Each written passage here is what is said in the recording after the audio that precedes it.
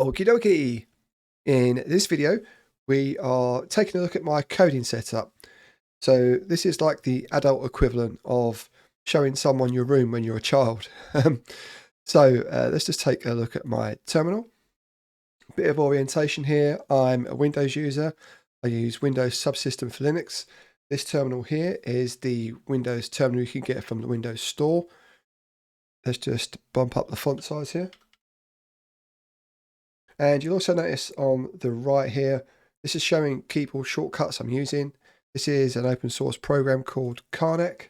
Great tool, I do recommend it if you do things like record a lot of videos where you need to show this sort of stuff. So let's just go over to my terminal and put in C here. I know it says clear, but if I do the spacebar, this will auto expand out into an abbreviation or a alias I've set in my ZSH profile. So I use ZSH for my shell. I was a long time fish user, but I've seen the light with ZSH. So let's just take a quick look at some of the settings here. So I do have a settings repo on GitHub. This would be for my Windows terminal here. So you can see the keys I was using there to increase the font size. This is all done via the configuration file in the Windows terminal. Also have my dot files here and my ZSHRC file. This is where the text expansion is.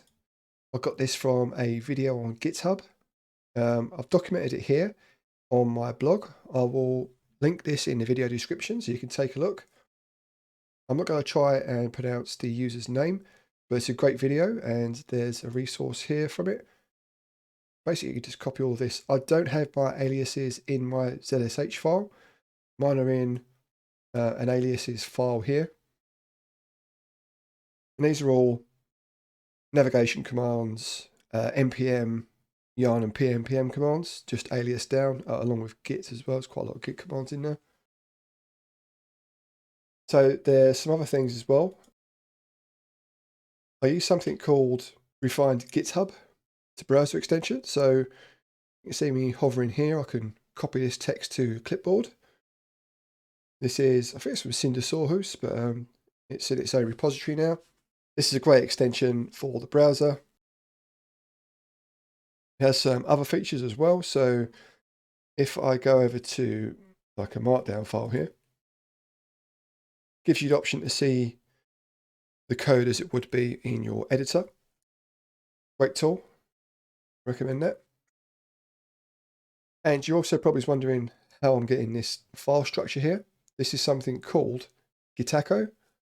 Again, another browser extension, really useful. And also here we've got the Karnak source code. And this link here is just what this user has linked to for this example. Okay, let's go back to the terminal and we'll pop open VS Code here. Actually, let's just change directory. So I can do the expansion here. This is for auto suggest.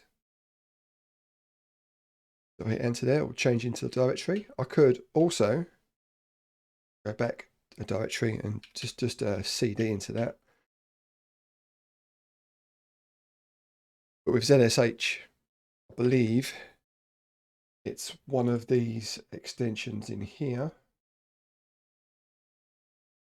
I'm guessing it's ZSH auto suggestions, and the syntax highlighting was when you see me put in something, it will give it a nice syntax highlighting. I think the auto suggestions actually was when I add C earlier.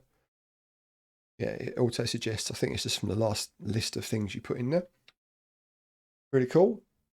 So let's open up VS Code. And of course, it's opened up in the other window.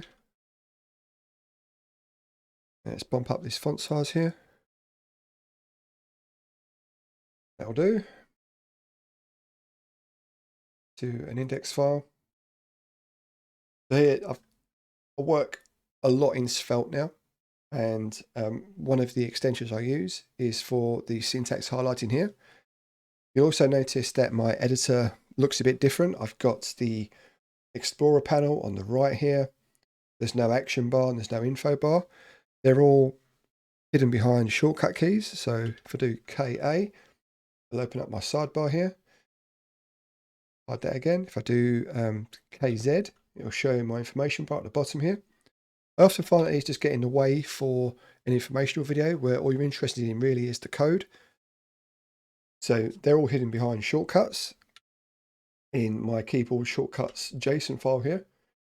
This is really useful for defining your own keyboard shortcuts.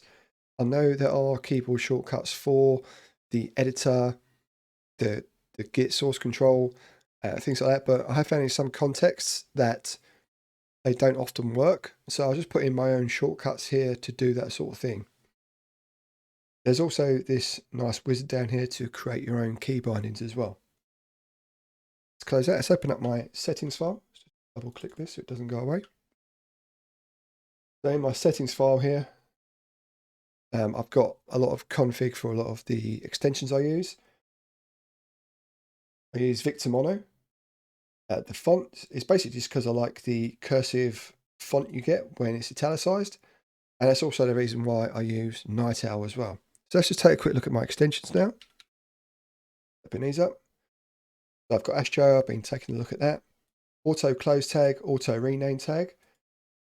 I don't know why these aren't built into VS Code, to be honest. So auto close tag will make your closing tag for you, and also rename the tag for you. Really handy tools. They always get installed when I'm setting up a new VS Code instance. I use auto hotkey for some hotkeys, strangely enough, on my Windows system. I use spell checker. This will give you some lint warnings if you've misspelled a word. I use conventional commits. This is a really handy tool for adding nice commit messages to your commits. So if I go over to the source control panel here, it's this little circle here. This allows you to add in a feature.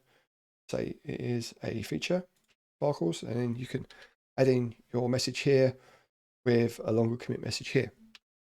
Great tool. Go back over to the extensions again. .env is just some syntax highlighting for env files.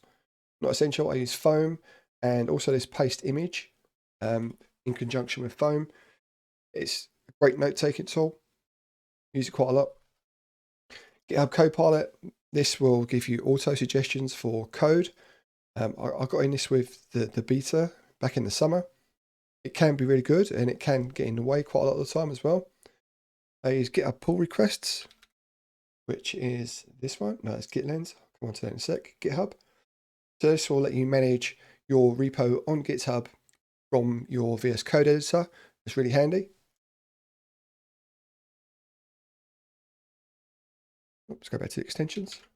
There we go. So GitLens, we just saw the icon for that in the action bar. So this gives you contextual information when you're in the file. It also gives you this, I believe, which you can sort of skip through commits. Really handy. I use Material Icons theme. Let's go to the Explorer. That's all the icons you see here. I really like that. I use Night Owl. Been using it since I think it was released. I really do like it. And I try other themes, but I always usually come back to this one, which is covered paste image. Prettier for your code formatting. I use Remote WSL because I'm a WSL user. This will let you connect to and manage your Windows subsystem for Linux instances. I won't use VS Code in Windows without it. Slide Dev. This is from Antfu. It's a great tool. I've been using that quite a lot for making presentations. And I also use the Vue syntax highlighting with that. I use Svelte snippets. So this is for what I do, like a script tag, or a script tag with a context module. Really handy for just getting out the syntax for your snippets there. The Svelte syntax highlighting for VS Code and Svelte IntelliSense, all very useful. I use the Tailwind CSS IntelliSense. So if you don't know what that is, that will give you your Tailwind CSS classes you can use. Very good tool. I use Visual Studio IntelliCode. This can be useful in some instances. I also use Whack-A-Time. This is for tracking metrics on coding, how long I've been working on a project, what language I've been working in, etc. It's a great tool, and I did use Windy IntelliSense for sorting the Tailwind class names, but I think that's been deprecated, so I don't really need this installed anymore. And that's pretty much it. So I hope you found this useful. I hope you got a bit of an insight into what I use, and I hope this will help with future videos. If you're wondering why I'm doing things in a certain way, it's because of this coding setup. So thank you very much. If you've got any questions, reach out to me on Twitter at SpenceS10. Get me on GitHub. You can visit me on my site, scottspence.com, any of those. So I hope you found it useful, and I'll see you in the next one. Thanks a lot. Bye-bye.